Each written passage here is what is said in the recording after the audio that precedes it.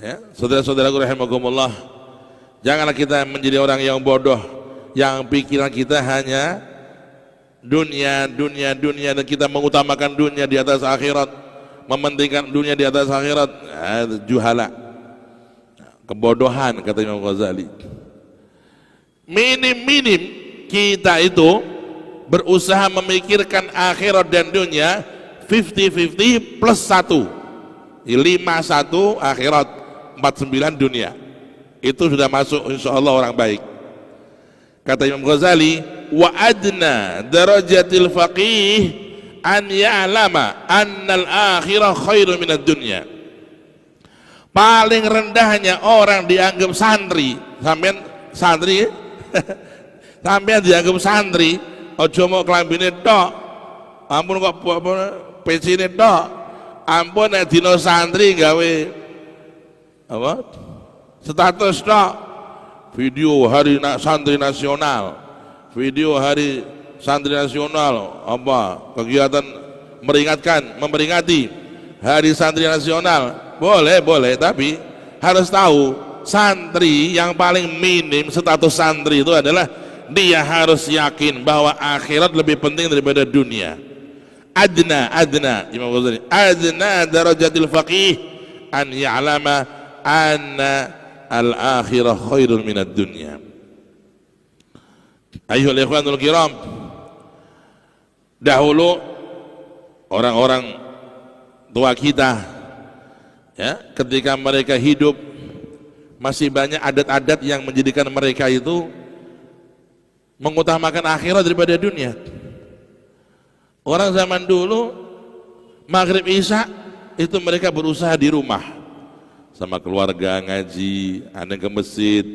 Zaman dulu zaman kita kecil tahun 80-an itu yang namanya masjid, musola, surau, banyak orang ngaji, anak-anak kecil ngaji. Belum ada HP, belum ada TV. Terus di tahun 90 sudah mulai TV di mana-mana. Bagaimana keadaan kita? Kita semuanya iktikaf depan TV. Jelas mulai cucu sampai mbahnya. Masya Allah. Ba'dal maghrib. Dan mereka ini pinter. Kalau ba'dal maghrib justru dikasih sinetron yang membuat mereka itu kepingin nonton terus. Pinternya mereka itu untuk mempropaganda, merusak akidah dan akhlak kita dan anak-anak kita, generasi kita. Tontonan-tontonan setelah maghrib bisa dibikin yang menggiurkan. Itu zaman 90-an tuh. Tahun 2000 ke atas sudah mulai ada HP. Wa ma adraka ma HP. Sudah selesai sekarang. Kita lihat sekarang nih, masjid ba'dal maghrib kosong di mana-mana, musola kosong di mana-mana, illa qalila, kecuali orang-orang sedikit yang dipilih oleh Allah. Saudaraku rahimakumullah, kalau zaman yang semacam ini kita enggak mengambil langkah keputusan yang pasti untuk menyelamatkan diri kita dan keluarga kita, maka kita akan menyesal panjang zaman, saudara-saudara. Allah sudah berpesan, ya ayyuhalladzina amanu qu anfusakum wa ahlikum nara. Hai orang yang beriman, selamatkanlah dirimu dan keluargamu dari api neraka. La ilaha illallah. Kalau di dunia kita ngelihat anak kita, cucu kita kena api, kita teriak, hai, teriak kita. Cucunya baru dekat ke korek api ini sudah teriak. Bagaimana kita diam dan kita ini nggak ada komentar melihat anak cucu kita ini bodoh agama, nggak paham sholat, kita diam. Ini kebodohan yang berlipat-lipat. Dunia apinya nggak seberapa, akhirat la ilaha illallah. Allah SWT menceritakan keadaan orang-orang ahli neraka di Al-Quran. Walladzina kafaru lahum naru jahannama la yuqdha alaihim fayamutu wa la yukhaffafu anhum min adzabiha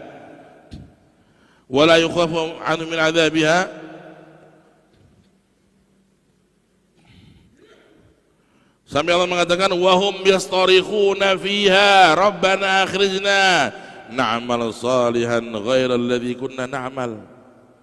Ketika orang-orang yang di sekeliling neraka itu berteriak-teriak, mereka tidak mendengar. Mereka itu teriak, lahum zi wa fiha zafir wa fiha la yasmaun. Allah menggambarkan dari pedihnya siksaan neraka, yang di neraka itu mereka berteriak-teriak sekuat tenaga, tapi mereka sendiri tidak mendengar teriakan mereka. Kenapa? Karena saking parahnya dan pedihnya siksa neraka. Teriak-teriak. Lahum fiha zafirun wa hum fiha la yasma'un. Mereka teriak-teriak tapi mereka tidak mendengar, apalagi orang lain, karena semua orang berteriak begitu keras sehingga dia sendiri yang teriak sekeras-kerasnya tidak mendengar suara dia yang berteriak. Meminta tolong siapa? Siapa yang bisa minta tolong? Dalam ayat yang lain yang lebih menjadikan orang menangis kalau baca ayat ini, Allah bercerita tentang keadaan neraka.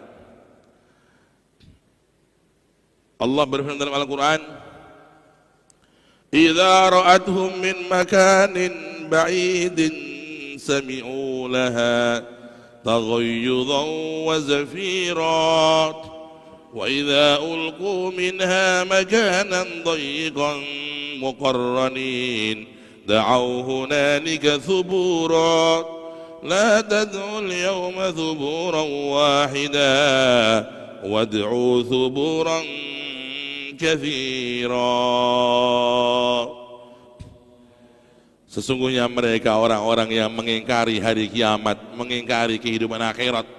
Nanti ketika mereka menemukan saat-saat hari itu, mereka itu ketika akan digiring ke neraka, na'udzubillah min dzalik, itu mereka sudah mendengar, idza ra'athum min makanin ba'id sami'u taghayyudan. Mereka sudah memasuk ke sana, sudah mendengar suara yang mengerikan dari neraka itu. Taghayyudan wa zafira, ada suara teriakan-teriakan yang mengerikan, ada suara gemuruh-gemuruh yang mengerikan. Dia sudah mendengar. Wa idza ulqu minha, apabila mereka dilemparkan ke tempat yang kecil di sana itu, mereka da'au hunalika thubura, mereka berteriak dengan segala juta penyesalan. Kata Allah, la tad'ul yawma thuburan wahida. Kamu jangan hanya menyesal sekali, selama-lamanya menyesal, gak ada gunanya di akhirat, di neraka. Ya Rabb, keluarkan kami sebentar, kami mau beramal soleh, kami mau beramal ya Rabb, keluarkan kami sebentar saja, kami mau beramal ya Rabb. Awalam nu'ammirkum ma tadzakara fi man, apakah kami tidak sudah cukup-cukup, apakah kami masih kurang-kurang? Kami sudah berikan kalian kesempatan, kata Allah. Allah jawab kepada mereka, awalam nu'ammirkum ma yatadzakkaru fi man tadzakkar wa ja'akumun nadhir. Hei kalian hamba-hambaku, bukankah kalian di dunia sudah mendengar peringatan-peringatanku, nasihat-nasihat nabiku, nasihat-nasihat ulamaku, dan kalian sudah aku beri kesempatan demi kesempatan untuk bertaubat, untuk mendekat kepadaku, untuk mencari jalan surgaku. Sudah banyak kesempatan. Fadzuqu fama lidzalimina min nasir. Rasain siksa neraka, enggak ada penolong buat kalian. Na'udzubillah min dzalik. Bersama-sama, Allahumma inna nas'aluka ridhaka wal jannah. Ya Allah, kami mohon kepadamu surgamu dan ridhamu. Wa na'udzubika, ya Allah kami berlindung kepadamu dari nerakamu dan murkamu. Ya Allah, ya Allah, ya Allah, ya Arhamar Rahimin. Bapak Ibu rahimakumullah, karena itu disunnahkan orang walaupun sesekali dalam sehari semalam, walaupun setengah menit, orang itu mengingat akhirat, ya, lalu meminta selamat. Apalagi kalau sampai meneteskan air mata, itu satu keberuntungan. Karena Rasulullah berjanji, Allahumma shalli ala Muhammad, termasuk orang yang selamat di akhirat, enggak akan menangis lagi, adalah orang yang di dunia pernah menangis atau sering menangis mengingat neraka. Kullu ainin bakiyatun yaumal qiyamah, Setiap orang akan menangis menyesal di hari kiamat. Setiap orang akan menangis matanya karena kesakitan di hari kiamat, kecuali mata yang di dunia pernah menangis karena Allah. Menangis karena Allah gimana? Menyendiri bersama Allah, ingat akhirat, takut neraka, nangis, ya Allah mohon ampun, jangan kau masukkan aku dalam neraka. Yabki khaufan. Rasul cerita, ada kisah menarik diceritakan Nabi, ini hadis sahih.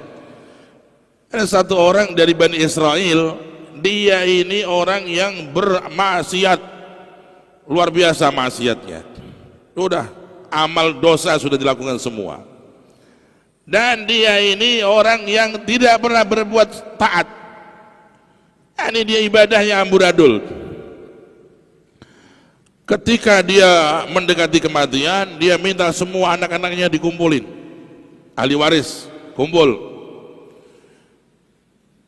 Dia berkata, wahai anak-anakku, wahai keluargaku, kalian melihat aku kepada kalian gimana? Kata mereka, engkau sebaik-baik ayah, engkau penyayang, engkau segalanya buat kami. Ayah yang baik, suami yang baik. Kalau aku minta sesuatu, apakah kalian akan memberikan? Bagaimana enggak? Sepanjang hidupmu kau baik kepada kami, masa kami tidak memberikan yang kau minta, wahai ayah? Apabila ayah kalian nanti meninggal dunia, maka aku meminta kalian untuk membakar jasadku. Membakar jasadku. Lalu setelah menjadi debu, jasad manusia kalau dibakar jadi debu. Apabila telah menjadi debu, maka tunggulah masa-masa angin mendesir dengan kuat. Jadikan debu jasadku dua bagian. Yang satu diterbangkan, ditaburkan ke lautan, di bawah angin. Yang satu di daratan, disebarkan di daratan ketika angin kencang menerpa. Apakah kalian akan melaksanakan perintahku? Tapi ini tidak sesuai syariat. Membakar jasad bukan syariat. Jasad dimakamkan, dikuburkan. Wasiat sang ayah dibakar. Kalian sudah berjanji akan melaksanakan perintahku, permintaanku, laksanakan saja. Dilaksanakanlah. Ketika sang orang ini meninggal dunia, anak-anaknya membakar jasadnya sang ayah. Setelah dibakar, tersisa debunya, ditunggu musim angin yang kencang. Separuh ditebarkan di lautan, debu jasadnya, dan separuh ditebarkan di daratan. Rasulullah cerita, Allahumma sholli ala Muhammad, orang ini nanti akan ketemu Allah. Ketika ketemu Allah, dia ditanya oleh Allah, ya abdi, ma hamalaka ala hadha? Hai hambaku, engkau berbuat tidak sesuai ajaranku. Engkau minta dibakar jasadmu dan debunya dilemparkan ke lautan, ke daratan. Apa maksudmu? Ya Allah, ikut itu semua karena aku takut siksamu, ya Allah. Aku betul-betul yakin aku akan disiksa. Ya, dia menyangka barangkali dengan dibuang jasadnya ke debu jasadnya ke laut dan sebagian ke daratan, dia enggak akan disiksa, tidak akan dibangkitkan oleh Allah. Faqala ta'ala kun fayakun. Allah berkata kun, debu-debu yang tadi berterbangan sudah kemana aja, berhamburan sekian ratus tahun, sekitar 1000 tahun. Allah dengan hanya kun fayakun, maka debu jasadnya tadi mendekat lagi dan hidup lagi sebagai manusia. Dihadapkan kepada Allah, ma hamalaka ala hadha? Apa yang memotivasi kamu untuk berbuat semacam itu? Dia bilang, ya Allah, aku sangat takut kepadamu, ya Allah. Maka aku lakukan itu semua karena rasa takutku kepadamu. Khaufan min adzabik. Aku takut siksamu, ya Allah. Faqala Allah tabaraka wa ta'ala, Rasulullah cerita dalam hadis itu bahwasanya innallaha ghafaralah, sesungguhnya Allah mengampuni dia karena rasa takutnya kepada Allah. Padahal ini orang belum pernah maksiatnya banyak dan dia itu taatnya kurang, tapi dia itu rasa takutnya kepada Allah begitu besar. Karena itu Rasulullah bersabda, kata Allah, wa izzati wa jalali la ajma'u fi abdi baina amnain wa khawfnain. Demi zatku yang suci, kata Allah, aku tidak akan jadikan hambaku takut 2 kali dan tertawa senang 2 kali. Kalau di dunia dia serba khawatir akhirat, di dunia dia serba mikir akhirat, iki Allah ridho apa ora, iki kono akhirat gawe ciloko apa, dipikirkan dia. Orang yang di dunia sering mikir akhirat, sering nangis tentang akhirat, di dunia dia nggak akan nangis lagi, dia akan tertawa bahagia, mendapat surga dan derajat yang mulia. Tapi orang yang di dunia nggak pernah mikir akhirat, dia cuek akhirat, dia berbuat apa saja semau gue, dia berbuat apa saja seenak gue, mau nilep duit orang seenak gue, mau makan duit rakyat seenak gue, mau berbuat maksiat kepada seenak gue. Inilah orang yang nangisnya panjang di akhirat. Na'udzubillah min dzalik. Dia nangis kesakitan dalam siksa Allah. Na'udzubillah min dzalik. Saudaraku rahimakumullah, karena itu mari kita jadikan kita sebagai diri kita orang-orang yang cerdas, yaitu minimal kita memikirkan akhirat 50+1, itu sudah cukup. Allah nggak minta kita mikir akhirat terus, wae itu niku tugasnya wong-wong sing khusus niku. Pikirannya akhirat terus urip ibadah terus, ya Allah niku orang-orang khusus. Kita, kata Imam Ghazali, cukup 51 akhirat, 49 dunia. Ini yang penting supaya kita itu mendapatkan keselamatan yang dikatakan oleh Al-Quran. Sampai orang yang haji itu boleh, orang itu haji sambil niat yang lain. Laisa alaikum junahun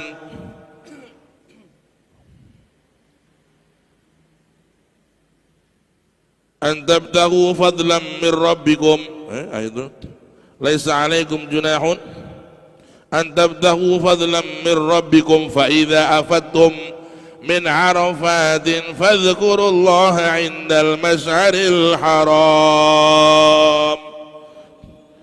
Kalian kalau pergi haji dicampur ada niat bisnis, boleh. Ada tuh orang-orang bisnis, dia pergi haji tapi juga niat bisnis. Yang penting nggak dilarang aja, lah sing wingi-wingi yang guyoke ana wong haji yang nggawa rokok serong koper. Waduh, kuwi ape dagang rokok apa piye? Niku dagang yang halal boleh. Ada orang dagang di Arafah tuh mie, apa itu? Pop mie, larang. Pop mie 10 rial. 10 rial berapa? 45.000, berarti akeh. Nong kene 3.000. Nong Arafah iki pop mie 50.000 meh. Wah, berarti akeh. Payu 1.000 yo wah sugih. Gitu. Orang sambil haji dagang boleh. Ya. Tapi orang berwudu, ada orang ibadah, orang berwudu ada niat juga biar seger, boleh. Apakah batal wudunya? Enggak batal. Ada orang ngaji sekaligus golek ati ben seneng, ati ini ben seneng ngaji, itu refreshing katanya. Boleh. Jadi orang kalau mau ibadah ada campuran niat itu boleh, enggak batalin ibadah. Tapi dari segi pahala ada syarat supaya enggak batal pahalanya. Imam Ghazali berkata, syarat orang itu kalau mencampur niat ibadah dengan enggak ibadah, syaratnya agar niat ibadahnya lebih dari enggak ibadahnya 51%. 50-50 plus 1%. Kalau dorongan ibadahnya lebih 1% saja sudah cukup, pahalanya enggak batal. Tapi kalau dia dorongannya dunianya berapa? 51%, ibadahnya, nah ini yang repot nih, ya. Itu Al-Imam Al-Ghazali memberikan penjelasan dinukil oleh Imam Al-Baijuri dalam kitab Baijuri bahwa begitu. Kita ini sekarang punya niat ibadah, ada niat yang lain campur. Apakah membatalkan pahala? Enggak. Ya, cuman syaratnya kita niat ibadahnya lebih. Nah, tadi ada orang pergi haji sambil dagang, boleh. Ada orang ziarah ke ulama, niatnya sekaligus nyenengin istri anak, atau apa liburan katanya, jalan-jalan, ya boleh. Itu ada orang ke masjid mau sholat ibadah sekaligus belanja ke pasar, niatnya dua niat. Apakah itu membatalkan? Enggak membatalkan, boleh. Allah memberikan keringanan. Al-Quran tadi, laisa alaikum junahun an tabtaghu fadlan min rabbikum. Enggak ada larangan buat kalian kalau lagi sedang haji, kalian juga berusaha, dagang. Ketika haji berdagang boleh. Tapi untuk supaya tidak mengurangi pahala, disyaratkan agar niat ibadahnya plus 1 setelah 50-50, ya, 51 dorongan ibadahnya. Ojo nganti ibadahnya mau 30%, sing liyane ibadah 70%, wah jeglek nih gitu. Ya, kita usahakan begitu. Kita di dalam amal-amal soleh membaca Al-Quran, ya, itu kalau lillahi ta'ala tulus khusus, nah, bagus. Tapi ada orang kadang sambil baca Quran dia niat sambil ngomong, sambil ya, baca Quran sambil lihat anaknya ngomong, nah, niat. Ada niat-niat yang lain tidak membatalkan pahala ibadah, tapi dengan syarat 51% niat ibadahnya. Saudaraku rahimakumullah, inilah ya orang-orang yang kata Imam Ghazali orang yang selamat, cerdas apabila dia menjadikan dunia 49%, akhirat 51%. Cukup, sudah bagus begitu. Ya. Bahkan kata Imam Ghazali, orang itu kalau sudah amal ibadahnya melebihi maksiatnya 51% aja, dia termasuk orang yang masuk surga tanpa hisab. Jangan dikira orang masuk surga tanpa dihisab itu harus orang nggak punya dosa. Wah yo abot, ya toh seganti dosa ki sapa? Mung Kanjeng Nabi sarasan, ya toh Kanjeng Nabi ra dosa, liyane Kanjeng Nabi nggone dosa. Karena itu untuk masuk surga tanpa dihisab itu tidak disyaratkan nggak punya dosa, bukan. Cukup 51% beramal soleh melebihi dosanya, maka termasuk yadkhulunal jannah bighairi hisab. Imam Ghazali begitu dalam kitab Ihya Ulumuddin. Karena saudara-saudara, mari kita berhitung ya tentang diri kita, amal kita, ya yang ibadah, yuk kita tata lagi, ya apalagi yang sudah umurnya 40, 50, siap-siap itu, ya harus siap-siap. Jangan sampai kita sudah umur segitu masih belum siap, kita masih lalai. Sampai ada orang mati mendadak belum siap apa-apa. La ilaha illallah. Ini yang kita khawatirkan, ya. Kita banyak merenung tentang persiapan akhirat kita dengan amal-amal kita. Kemudian yang ketiga, orang yang paling cerdas, yaitu orang-orang yang mampu bersikap zuhud, bersikap qanaah di dunia ini, ya, seperti tadi yang Habib Ahmad bin Smith menyinggung, salah satu yang mendorong orang bisa ibadah tenang, bisa ibadah maksimal adalah punya lagi sifat qanaah, cukup dengan pemberian Allah. Dia tidak tamak. Yang menjadikan kita enggak tenang ini kata kita tamak, kepingin begini, kepingin begini. Toh tamak itu dari tulul amal, panjangnya angan-angan, ya, sehingga kita kalau enggak mencapai target kita gelisah. Kalau kita khawatir enggak sampai target dunia kita gelisah. Ini adalah sifat-sifat tamak yang dihindari oleh orang-orang soleh, kaum solihin. Ya, dikatakan inna lillahi ibadan futana tarakad dunya wa khaful fitana. Sesungguhnya orang-orang yang dipilih oleh Allah menjadi hamba-hamba soleh itu mereka orang-orang yang super cerdas. Mereka sudah jadikan hidupnya wakaf untuk Allah. Selama hidup dia hanya ibadah.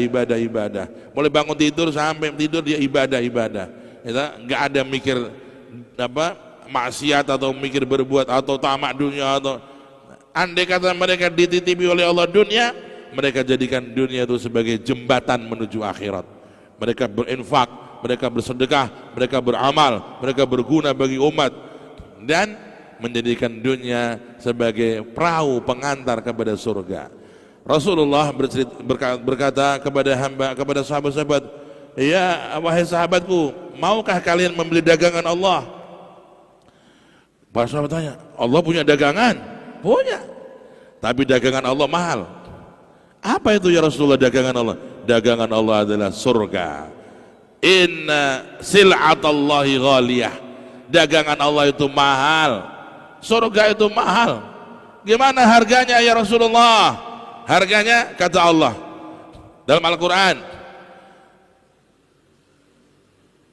tijaratan lan tabur. Yaqul ya ayyuhalladzina amanu hal adullukum ala tijaratin tunjikum min adzabin alim. Hai saudaraku, hai hambaku, teman-temanku, sahabatku, jamaahku, teman-temanku, saudaraku, keluargaku, apakah kalian mau aku beritahu, kata Rasulullah dalam hadis yang lain merekam daripada firman Allah dari Al-Quran tadi, apakah kalian mau aku tawarkan satu perdagangan dengan Allah yang menyelamatkan kalian dari siksa Allah dan menjadikan kalian akan masuk ke surga yang indah dan istana-istana yang megah yang di bawahnya mengalir surga-surga yang indah. Apa ya Rasulullah? Tu'minuna billahi wa rasulih. Kuatkanlah iman kalian kepada Allah dengan sejati. Iman, yakin kepada Allah. Kalau Allah sudah berfirman, yakin. Allah mengatakan yakin tanpa ragu. Orang yang beramal soleh dijanjikan surga, yakin. Orang yang bermaksiat diancam maksiat, orang yang bermaksiat diancam neraka, dia yakin ada neraka, takut maksiat. Nah, ini orang yang iman namanya. Iman kepada Allah.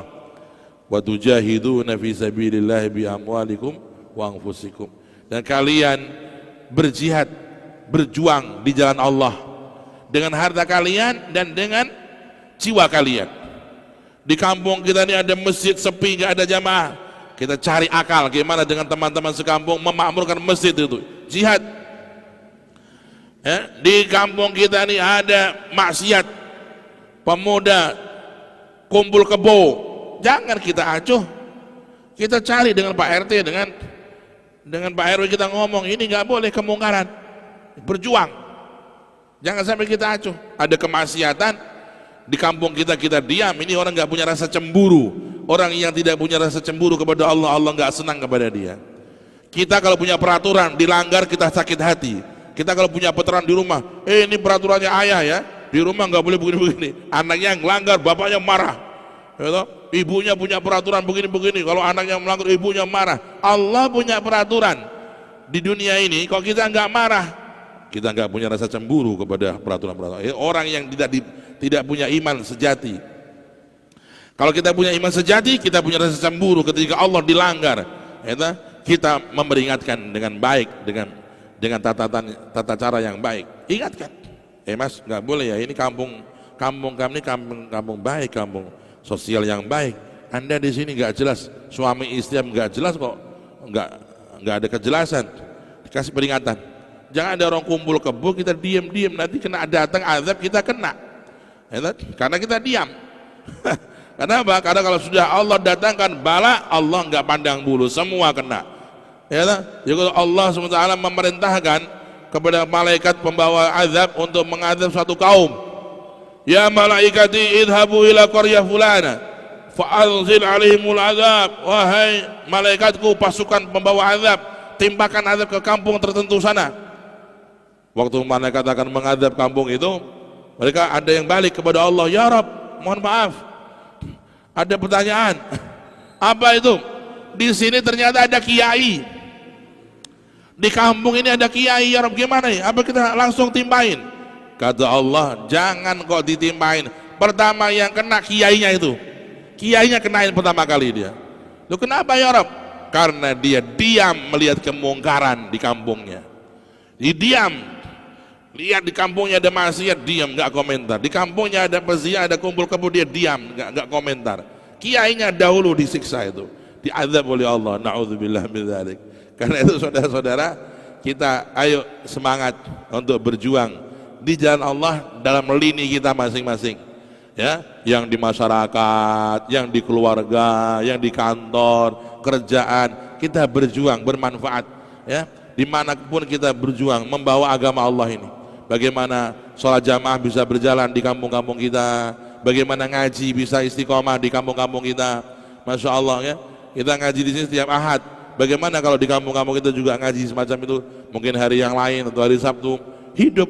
Kalau suatu daerah itu majelis taklim banyak, hidup, maka Allah berkahi.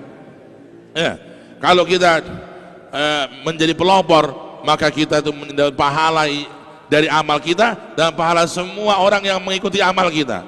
Jangan umpamanya ya, wah nong kampung ini kok durung pengajian ya, aku tak anggawe pengajian lah, musyawarah kali rencang-rencang teng musola anggawe pengajian setiap 8 sekali malam ini. Jangan yang menjadi penyemangat pertama, rekodoyo cari teman-teman yang mau diajak berjuang, ternyata terjalankan, Masya Allah. Jangan dapat pahala bukan satu Pak, jangan dapat pahala itu berlipat-lipat. Setiap orang datang jangan dapat pahala double, 2 berarti 3. Jangan dapat pahala dari amal jenengan. Orang yang hadir 10, jenengan dapat pahala 11. Jangan hadir yang hadir 100, jenengan dapat 101 pahalanya, berlipat. Nanti kalau jenengan meninggal dunia, majelis itu masih jalan terus, jenengan dapat pahala terus, gak putus. Inilah MLM terhebat ya, akhirat. Ya, man sanna sunnatan hasanatan fil Islam falahu ajruha wa ajru man amila biha ila yaumil qiyamah. Barang siapa yang memberi contoh kebaikan di suatu masyarakat ya, lalu diikuti oleh masyarakat, maka dia mendapat pahala dari amalnya dan amal-amal orang yang mengikutinya. Sebaliknya, barang siapa yang menjadi pelopor contoh keburukan, weh nong kene iki durung ana nggon dugem iki ya ta, wah aku ketoke cocok iki, oh pancene awake pasukane setan kok ya ta, membuka tempat maksiat, pelopor dia. Wah, dia dapat dosa, dan setiap ada orang masuk ke situ dapat dosa sampai dia mati. Kalau tempat dugem tadi masih jalan, dia dapat dosa terus, gak mati-mati, gak habis-habis, karena dia yang mempelopori. Kita insya Allah yang hadir ngaji di sini mudah-mudahan menjadi pelopor kebaikan. Amin Allahumma amin ya rabbal alamin. Dan semua yang hadir mudah-mudahan Allah berikan ampunan, amin Allahumma amin, diberikan hajat-hajatnya oleh Allah, dan pulang bisa lebih baik lagi amalnya, lebih baik lagi hatinya, lebih baik lagi akhlaknya, dan bisa mengajak keluarganya, tetangganya, masyarakatnya kepada ridha Allah, untuk mencari keselamatan di akhirat dari neraka Allah dan masuk surganya Allah. Amin ya rabbal alamin. Ala hadhihi niyat wa qada'il hajat kulliha. Al-Fatihah.